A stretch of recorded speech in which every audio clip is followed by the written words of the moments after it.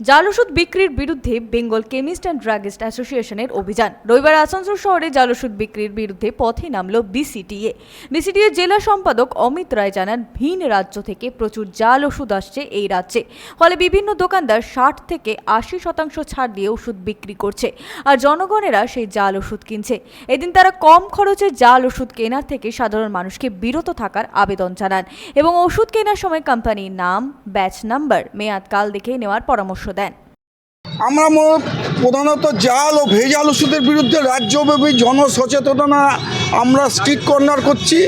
সাধারণ মানুষকে আমরা এইটুকুই বোঝাতে চেষ্টা করছি, ওষুধ কিনতে গেলে কি কি দেখে নেবেন, কীরকম জায়গায় দেখেন, বেশি ডিসকাউন্টের জায়গায় যাবেন না।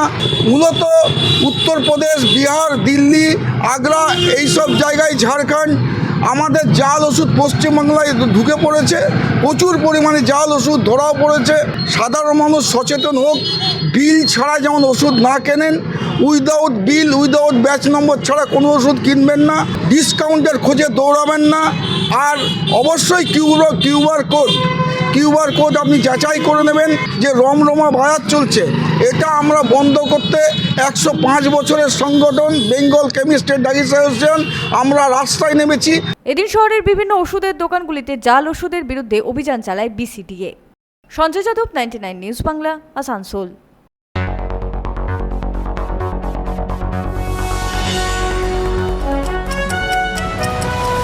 আপনারা দেখছেন 99 নিউজ বাংলা।